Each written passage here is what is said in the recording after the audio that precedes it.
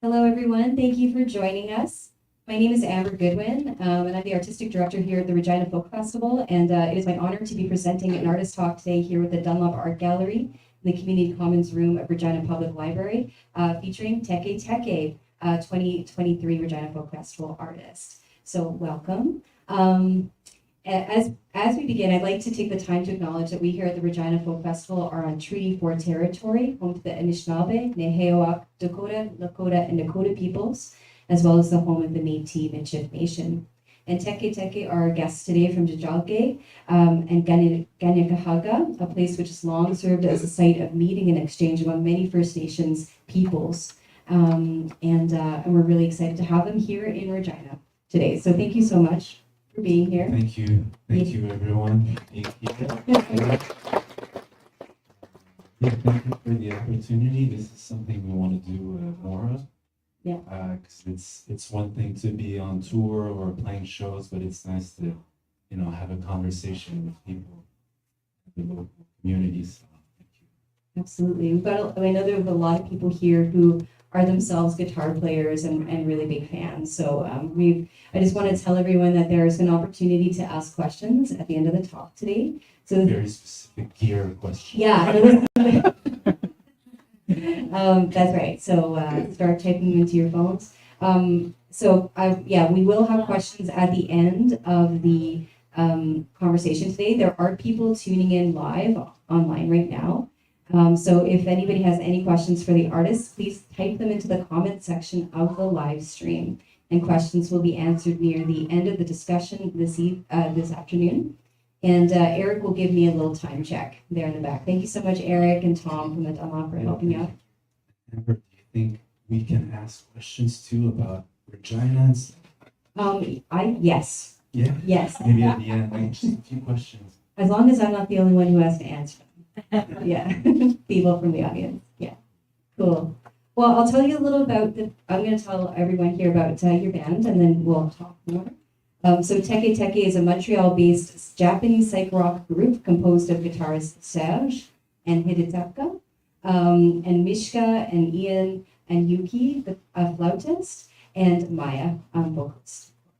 So featuring traditional Japanese instruments, flute, trombone, alongside raging guitars and a pulsing rhythm section, TEKE creates a sound reminiscent of 1960s and 70s era psychedelic Japanese soundtracks with a frenetic modern twist. That's your amazing bio. And I think it reflects the show we saw last night on our main stage. Did anyone here see the show last night? Yeah. I can tell because your faces are all melted. Such a good show. Can you tell us how the band started? Yes. So if we go back to the beginning, it will be 2017. Also, this will help explain what we're doing musically, I guess.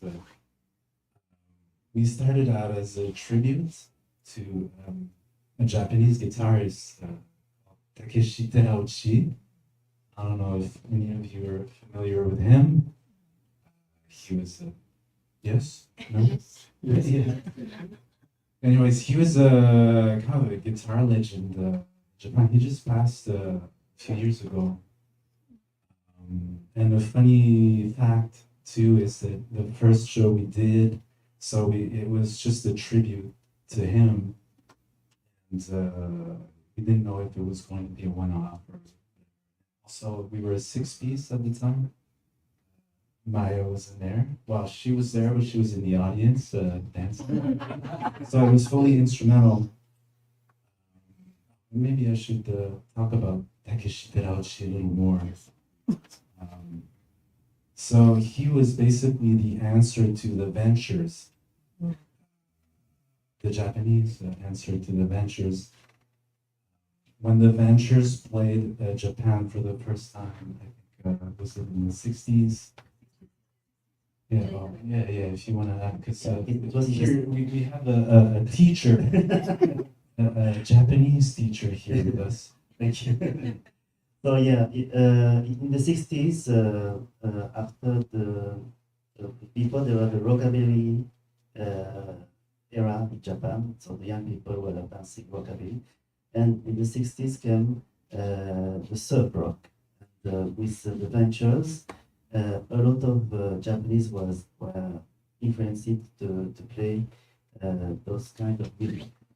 Yeah, because until then it was mostly like rockabillys and people, like kids were dancing to the music, and then all of a sudden the ventures show up with their guitar and everything, cool surf rock stuff.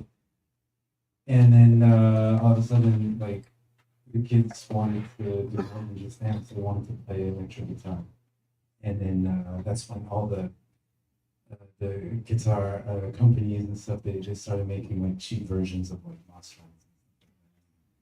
Yeah, so Takeshi Terauchi was basically like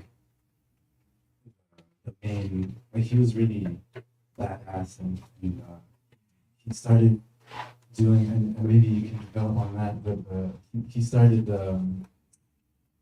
playing that surf rock type of music, but with the Japanese like traditional melodies and stuff like that, all instrumental.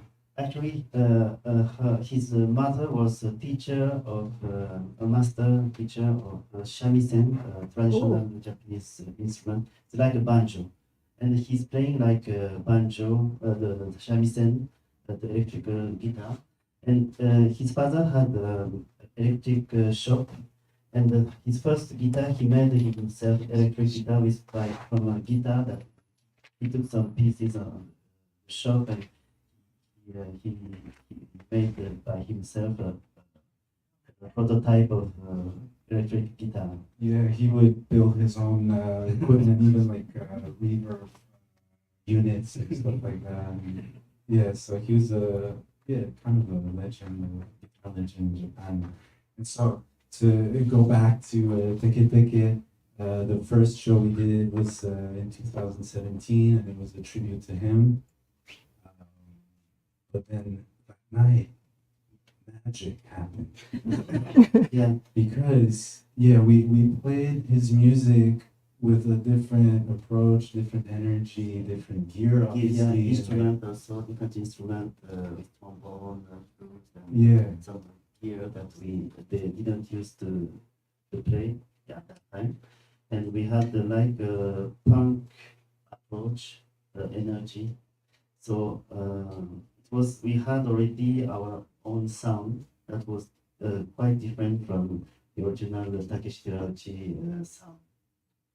Yeah, so like the sound that came out of that show that night was really like special to us, and we felt like, okay, we want to do this again, but if we do this and we want to be like a legit band or whatever, we're gonna write our own material with the same ingredients that came out of that night. So that's how it started, basically.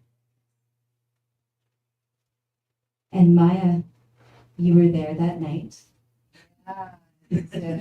Because it was so rare to hear that kind of music in Montreal.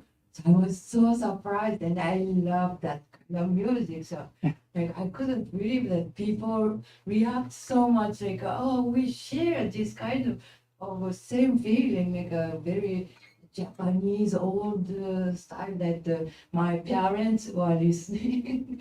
And it's really in my body, but I felt that everybody have same feeling, and we understand, and we share. That makes me so and she was the one of the most excited audience. In the audience, she has a big backpack, and I was watching the backpack. Yes. Yeah, the interesting thing though, like the reaction of the people, it was like, I think to them it felt kind of exotic in a way, but also a little bit familiar, because in Quebec, our generation anyways, I was born in Japan, but I grew up in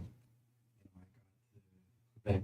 I was 2 years old, and my father is French Canadian and my mom is Japanese. But we grew up watching animation in French. It was dubbed, but the music was still you know, the soundtrack was Japanese and the words in Japanese and everything. So I feel like in Quebec, or maybe in Canada, I don't know, the rest of Canada had those. Yeah, like yeah, right? Yes, I got okay. kids. Yeah. So, but those were like probably from the 70s, and then we got to watch like yeah. I don't want to reveal my age, but 30. But I feel like some of those, you know, when you're young, the music gets into you in a way that, you know, later on, when if you see a band like that, maybe I think it resonated to, you know, with the people there, and or like a lot of people will mention like, you know, Tarantino and stuff, and it's really just because of one movie, really. One of his movies, but It's Kill Bill, I think. yes, because of the soundtrack and Mm. like the music that he chose for that film. Yeah, there's some Japanese music on the soundtrack of Kill Bill, which is what we're referring to. Yeah, exactly. Yeah. Yeah. Very cool. Maya, have you been in bands before, TEKE? Can you tell us a little bit about your performance history? Yeah, but I was doing theater in Tokyo, and after in Montreal, when I moved to Montreal, I started to do the music because language issue, and I start to make a band, a little bit more theatrical performance, include pop rock, experimental, something like What's the name of the band? Dynamo Coleoptera. It was amazing. We were all fans of. We were all fans of Maya. Yeah, or you know, in Montreal, like whoever you know saw her perform, just like, mesmerized, you know. Yeah. But that band, it was in Japanese too, but it's a little bit different. It was a little bit different than TEKE at first. So when they asked me to sing for the first time, it was the night for the some kind of Japanese 70s era festival kind of thing. Show. Yeah. Second show? Yeah, and then they asked me to sing 3 songs from that era. So I was, how I should do, so maybe I should imitate how it was, you know. So I tried to imitate how it looked like, and my character was a little bit different. But finally, while we continue, little by little, we try to put more our originality to each of us, and start to do other direction, and Yeah, because we're talking a lot of Japanese stuff here now, but there's really a lot more than that. Like the other members, are not here now, but I mean, yeah, it might seem like a Japanese project or band or whatever, but it's really more like because Maya is singing in Japanese, and she chose to do that because she writes poetry in Japanese, and it's easier for her to express herself.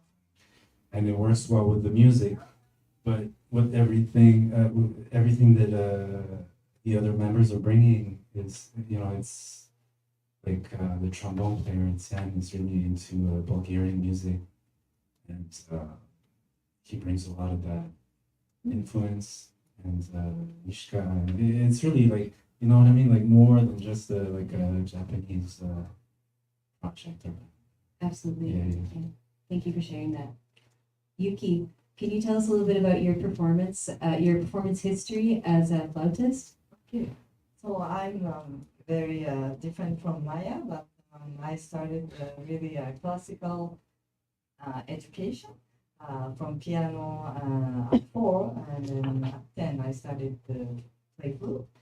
And then my goal was really being a classical flutist in the orchestra, and so, and then I was working very hard, like secondary school in the music program, and then high school also, and then I went to university and in Tokyo in classical music. But after university, I wanted to discover the world. So I chose to come to Montreal because I was a big fan of the Montreal Symphony Orchestra.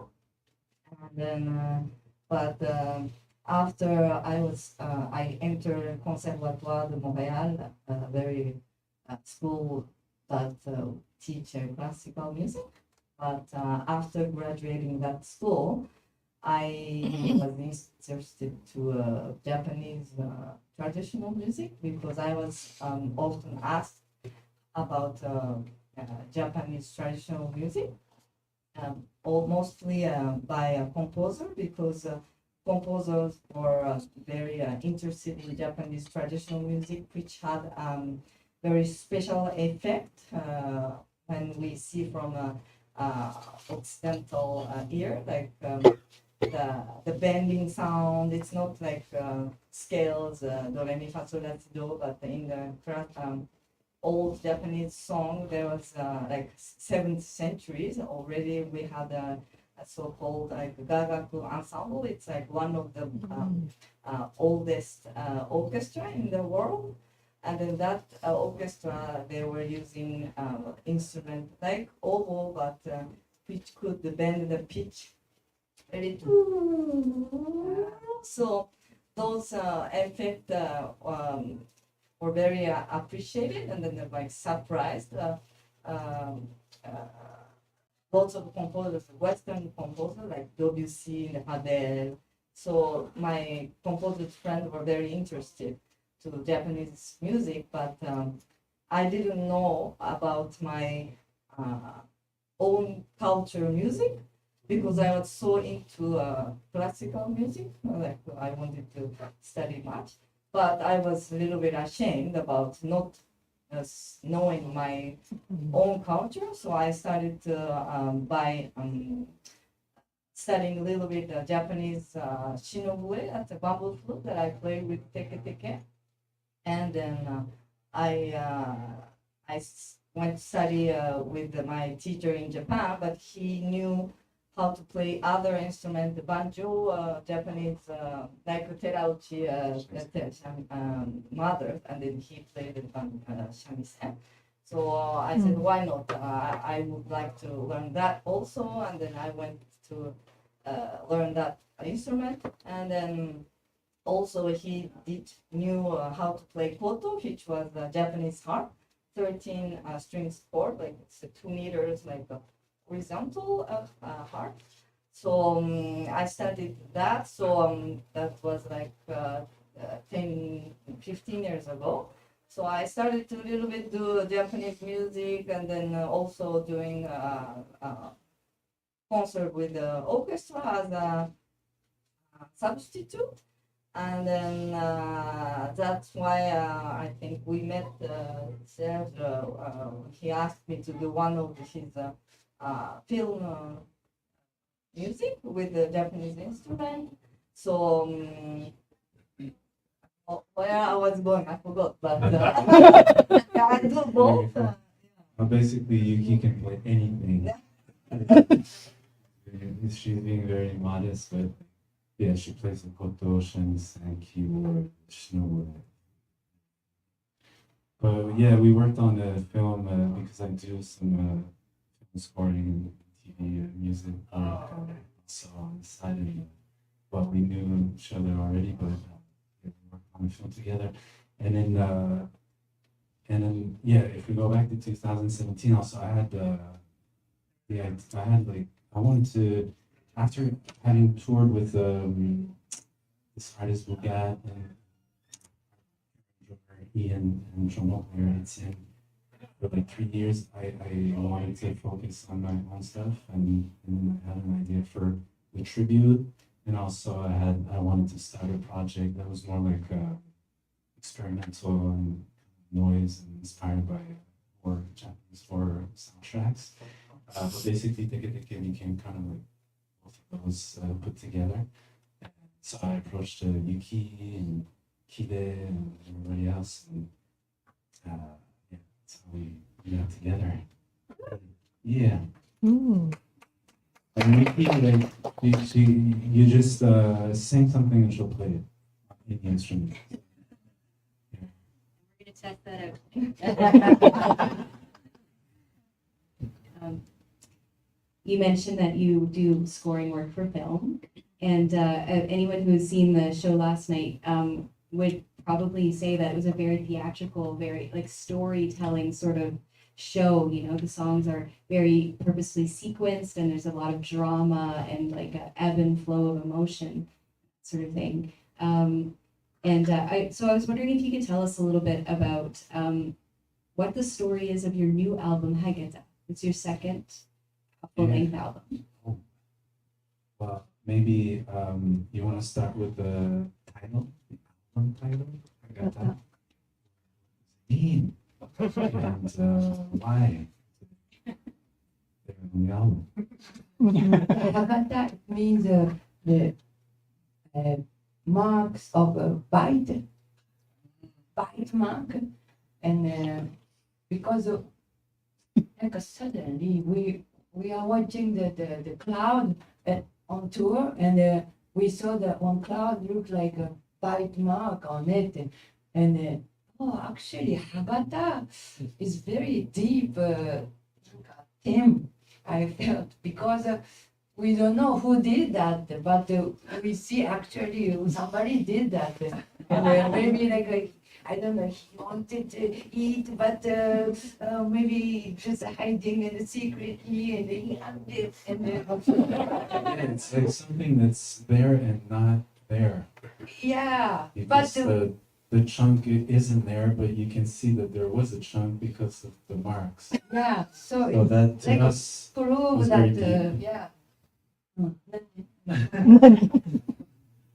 Yeah, the prove that somebody else was there, and I felt it's very it make a connection to the other side, and like or the unconsciousness or some kind of other dimension. yeah, I love the style of surrealism because it's this style, with this style, it's like I try to bring our unconsciousness thing with using what we have. So sometimes in a dream we see my mom, but my mom's head is elephant or whatever, but it is the reality in that our unconsciousness. So like it's more real in that style, and I like that. It's because it make the bridge to that word. And the Hagata is it's like the theme of a symbol to make connection. Title. Yeah, and the artwork on the cover of the album is like, Yeah, the guy who got already bited, but he's looking at his how do we call that? the dentures, The dentures. teeth in it. Yeah, his teeth, but he's wondering who did that. Is it him or what? Nobody know who did. Yeah. There, do you like horror films? Because there's yeah. Because horror is something the movement action to look at something what we don't know what we don't know, like the black, and we don't know what it is there, and we are scared, but we want to look at it. That's kind of feeling, and I think it's very important to have this kind of courage always to look at our unconsciousness, a black part, to put the light to see what kind of a monster it's hiding in there. But when we look at the monster, finally it was my mom or whatever. No, but this kind of like a curiosity is always healthy to have. So that for that I think horror is I really like that. And if we want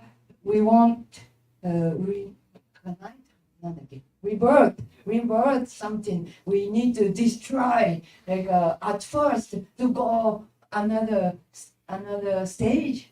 So we have to have courage to break what we have to. So like this kind of scary, but you do that kind of thing is that feeling is very precious too. But what we want, I think, include hope after that too. Yeah, that's a very important part. I feel like we are very old enough. So, But everything that Maya is saying is very positive, and it's all, I think it is about hope and positivity and moving forward. yeah. That, yeah. So not just a break But you have that to, out. yeah, you have to explore the darkness to be able to move on. Just like making art, you know? Yes. Yeah, like any art, you have to take a risk. It has to be a little bit scary, but it's hopeful what you make on the other side. You made a thing. You made a song, right? I love that. That's great. So the character that you all on stage, you wear these painted robes and you with beautiful dresses and big movements. Can you tell me the character? Who are you playing characters on stage? What are you thinking about the performance? I don't know. I don't know. It's a good question. I think Maya is probably like even on the record, every song is, or even within one song, she'll be singing from the perspective of different characters. Right? Yeah, But on stage, it's maybe a different thing. Maybe not for you, but for me at least. Because, well, to me personally, on stage, I want to be in the music, but I want to feel like I'm being myself, I think. I don't know. I'm thinking out loud. Yeah. For example, there is the song Garakuta, and she has she plays like two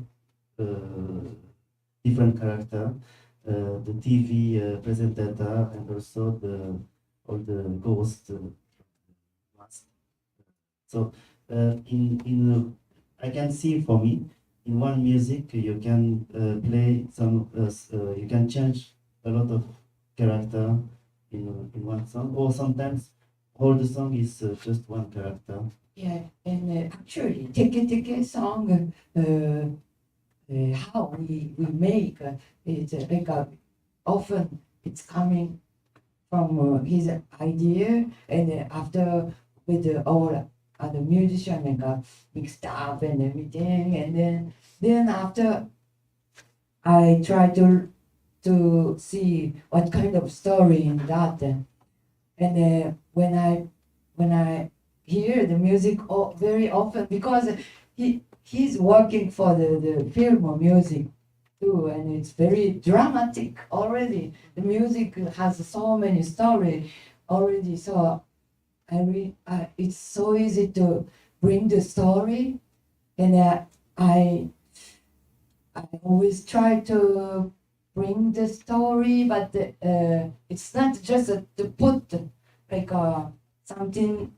Because of the story, it make the world more bigger. That it's like the wall suddenly fall down and the space became bigger. I don't know, that kind of feeling is right when I find a good story for each song, and on the stage, I try to tell the story, kind of, yeah. And So I think because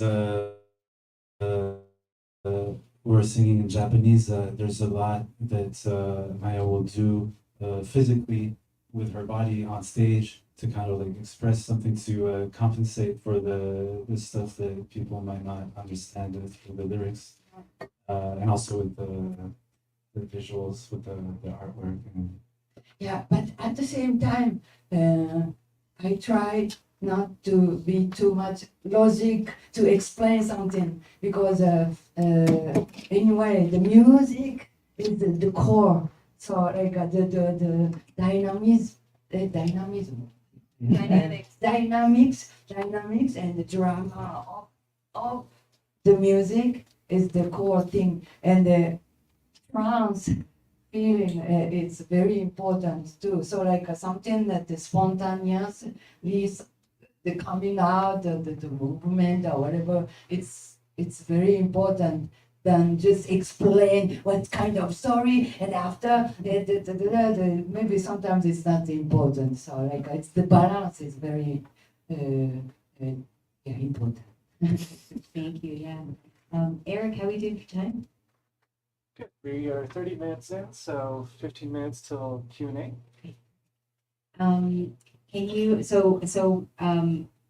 you made this beautiful record, and it's got some beautiful poetry on it. So I just wanted to tell people that you do have some translations of some of the songs, say on Bandcamp and things like that. So if anybody wanted to go find out what if they're interested in the lyrical content, you write poetry, of course. Yeah. it's on the website, and it's the lyrics are translated in French and English. Mhm. So, can you tell us about some of the? So you've been performing now for a few years together as a band. Can you tell us of some of your memorable performances that you've had, and like what makes a TEKE show a good one? Well, last night we played the over there. Good.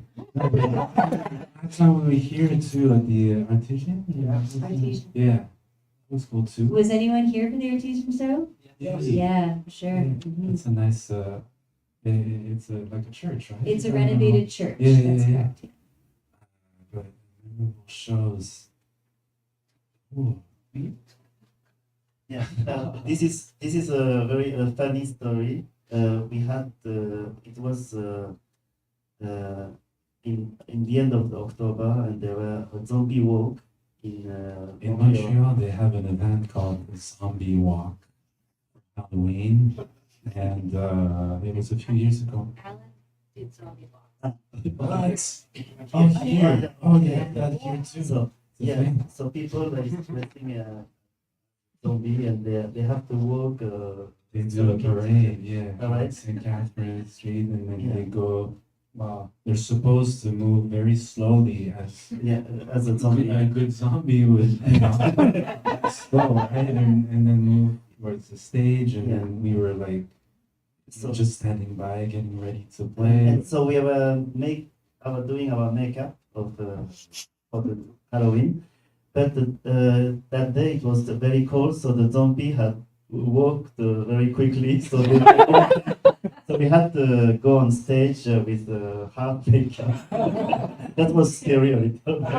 And it was really cold. Yeah, it was The very coldest yeah. we've ever played outside. It was snowing. But they had snow Yeah. at the end. So yeah, we have Montreal, yeah. the zombie came too early.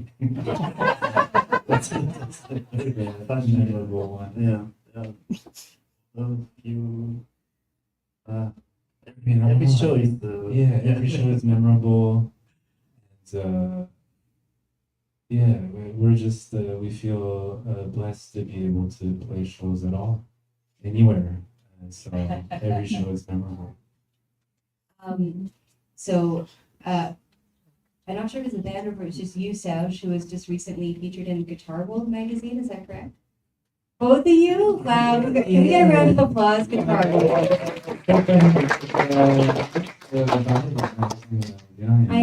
I would you know, at the end of the magazine, you got the tabs, the tablatures, you know, to learn the songs, and then you learn like Megadeth, so and stuff. And so it was kind of. What kind of questions did they ask you? What were some cool things you told them? Oh, wow. I think it was the first interview that we did that was so gear focused. And I don't know, we're not really we're into gear. We have no choice. I mean, but like, I'm not a gear nerd or anything. But I kind of enjoyed the interview. It's very specific. And also the role that we have in the band, and Yeah. we are exchanging often. Yeah, because individually our approach to the instrument is very different, and that's the magic of the kid. Hide is very experimental and like into noise and using all kinds of toys and amplifiers and what else? Motors, toothbrush, Anything to generate some kind of weird sound. And then I come from more like you know, maybe not as serious as Yuki or classical, but because I went to school a little bit in music, but I stopped just before going to like a jazz program. I decided that enough to stay innocent with music, which is serving me really well with the film scoring work, because when you talk to directors and stuff, it's not about chords or scales, it's about emotion and sound and all that stuff and textures. So, but yeah, I tend to be really on the like, you know, I want to be good and like, you know, and so, you know, we complete each other. Yeah, the TEKE is my first band where I play electrical guitar. Before I was playing classical guitar for the band. So all the frustration that I had that I couldn't make a big noise and Because he can play a bossa nova on the classical guitar like crazy. Yeah, but when he's playing electric guitar, it's a whole different approach. all what I couldn't do before I.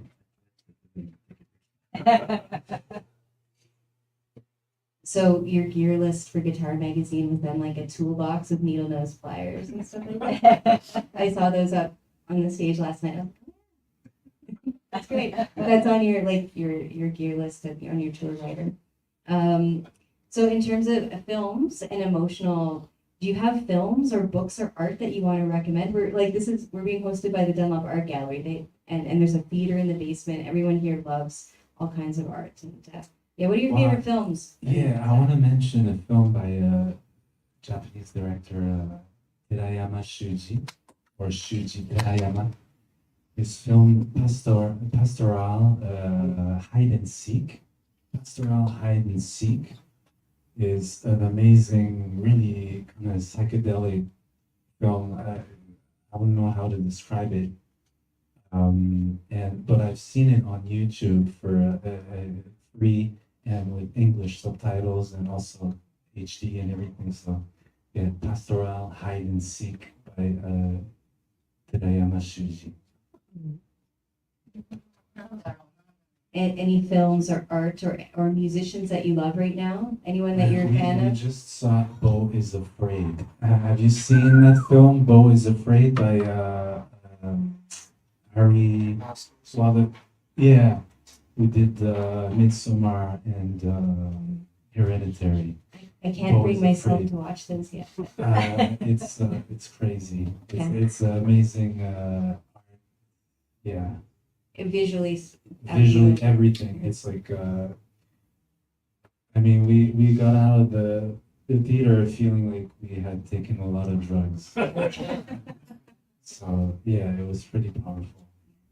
Any other artists or musicians that inspire you these days? You know, we're talking about your original inspiration of Takeshi Toruchi. Any guitar players or musicians or performers that you're moved by? Chad Van Galen, fans, I could see for the first time yesterday, and I could talk with him. Like, yeah, very nice, very nice guy, and very low profile. And Yeah, it's nice. It's one thing to like fall in love with the music, but when the person is also like a good human, it's like, it brings it up a bit.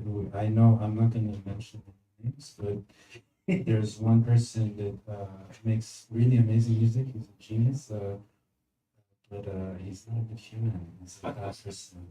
So it's weird, no? It's yeah. No one at our festival, hopefully. No, actually, he's blacklisted. He can't play any festivals anymore. That's how that. Now, Chad Van Galen, I mean, you're noting that you enjoyed meeting him. He makes all his own instruments and he uses a whole bunch of tools too. And stuff. So, Yeah. yeah, very cool. Okay, great.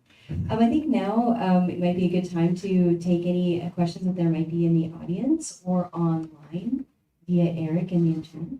We've got one two-part question online. Okay, two-part question. Does the music come before the lyrics or the lyrics first? That's part one. Maybe we can start with that. Well, the music comes first, and the lyrics will come after, but really, like right after. Yeah, yeah, in general.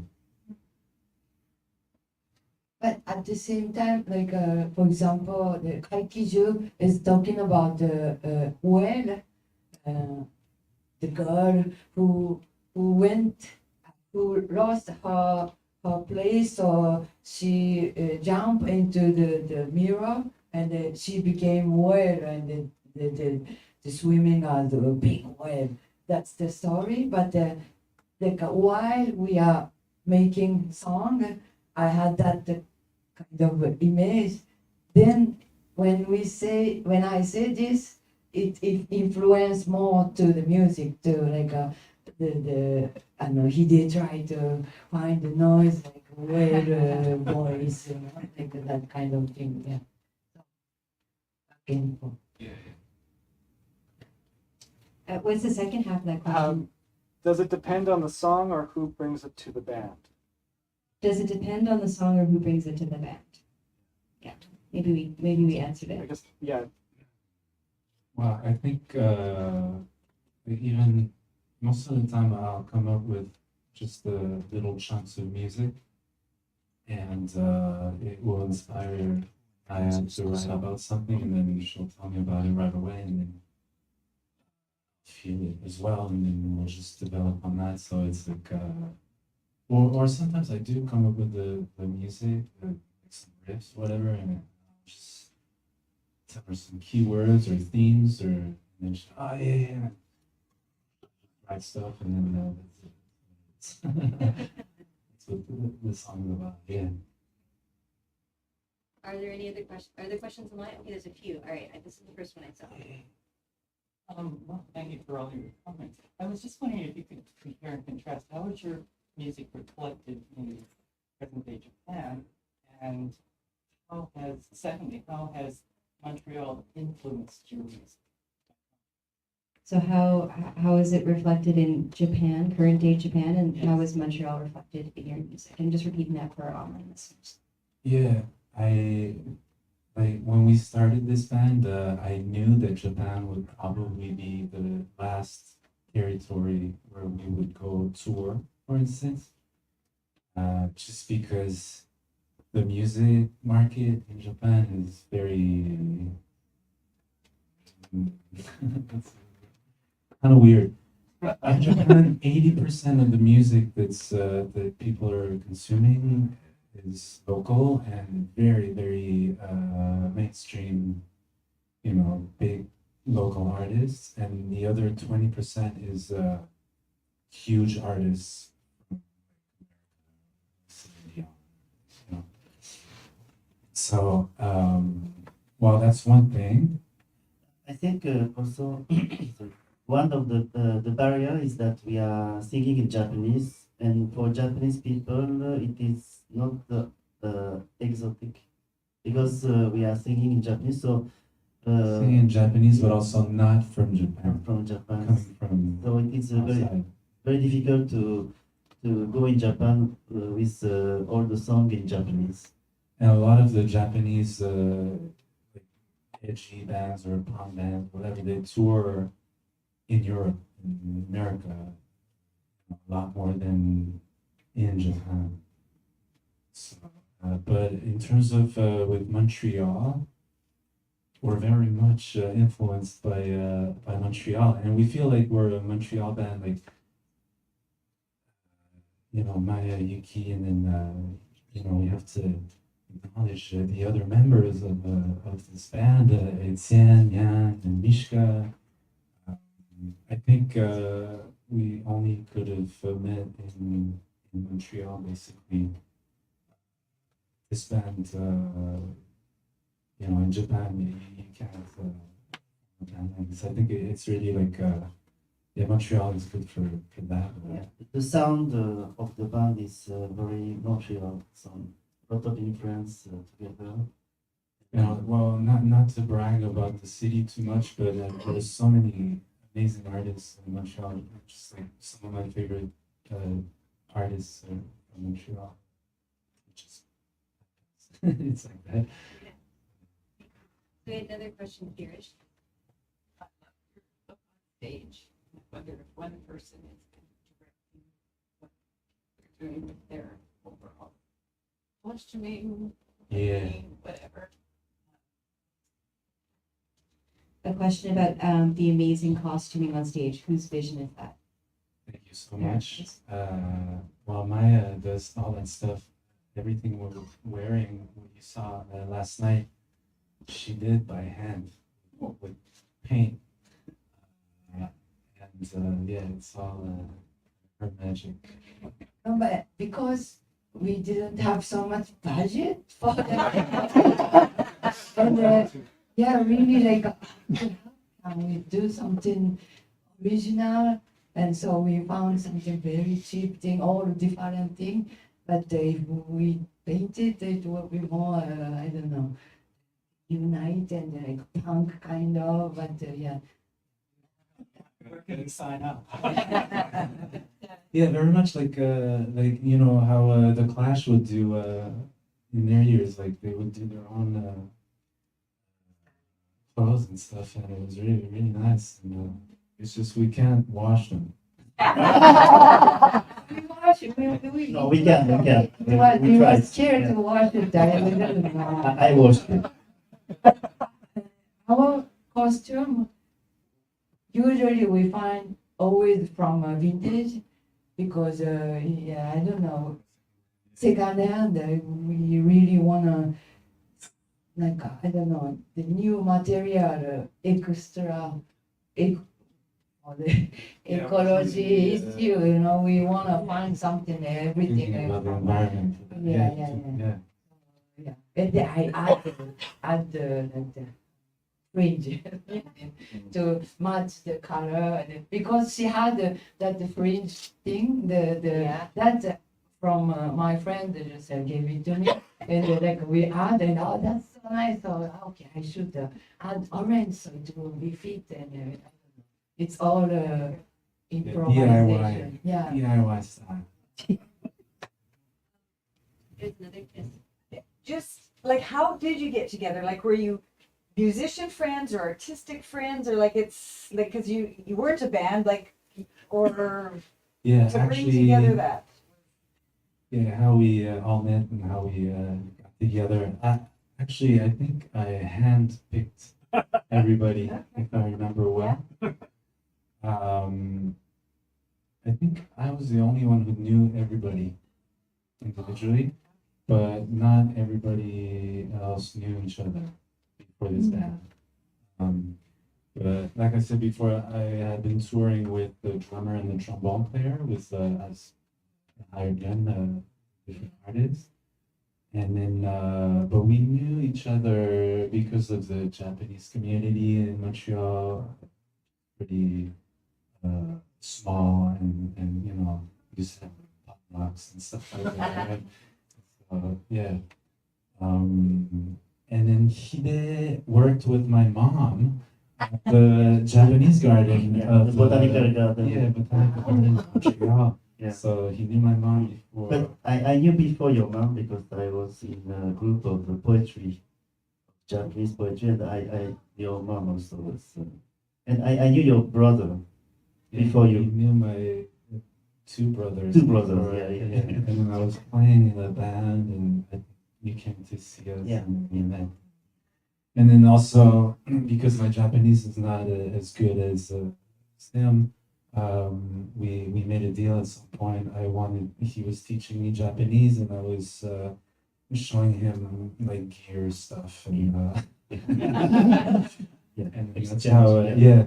So I basically I had coffee with Yuki, and I asked her, oh, so I have this idea, this tribute for this Japanese guitarist and this other experimental bands want to join in. And then I had a coffee with Hide, and then Mishka, our bass player, was we toured a little bit together with a French singer, and then he was my neighbor in the rehearsal space, the building that we had. And then I told him about the tribute, and I asked him, "Would you do it?" And yeah, do it. It all came together very smoothly. It was and, very easy. Yeah, it's crazy when you think about it now, because we're all very different people with different backgrounds and everything, but somehow it's like a very tight family, and love each other pretty much.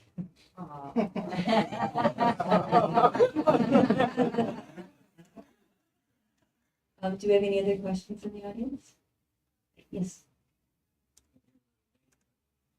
Totally fascinated in understanding what the lyrics mean when you're presenting it as if you're a ghost or you're casting a curse, or that's what I'm reading. Would it be possible to give us an example in English of your? A little sample of lyrics And in translate. English.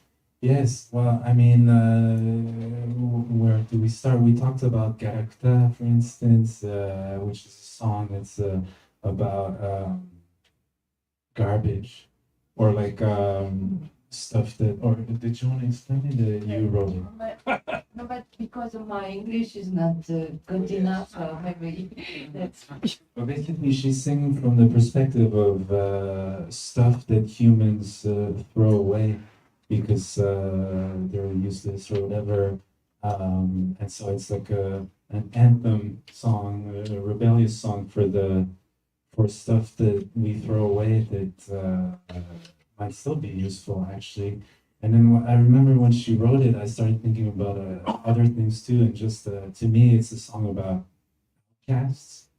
And like I started thinking about like jails, and like the jail system, and how like we put people in jail, and like they're just useless.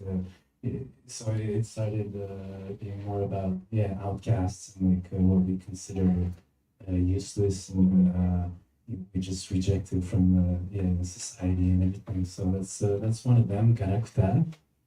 And then, but you should talk about Gotoku Lemon. Last night we played a song, and I said that this song is about lemons. Gotoku is like to get the enlightenment, and that song is like 진동야ってなんて言ったらいい? Huh? We were influenced by Chindonya. It's music by it's like parading musicians who will play music to promote something in Japan.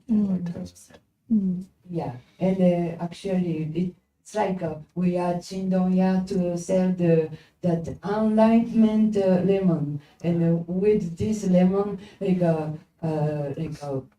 we start to see all the fake thing, or like all the lies, and we can see that.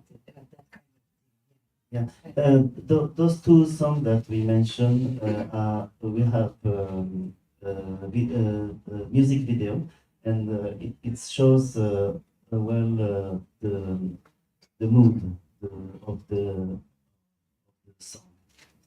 You get YouTube or YouTube, yeah. And the lyrics of the album is on the website translated in French and Japanese, and just French and English. It's interesting, those two songs you mentioned, there's just talking about prisons and things like this, there's at the gallery that we're situated at right now, there's an exhibition by Cheryl Vondel, who I think was in the room if she's not still here, and it's about the prison system, and so that's really interesting. And then also our festival theme this year is about climate and environment and also, so so I appreciate that there's some synchronicity there. Yeah, and also just quickly to come back to something we talked about earlier, but a memorable show we actually played in a prison in France, and that was quite an experience. Yeah. And we had like a Q&A after, and we were able to talk with the people there. Well, Cheryl does a lot of work with prisoners and songs with prisoners, and sing songs with prisoners. So, yeah. So, and tomorrow.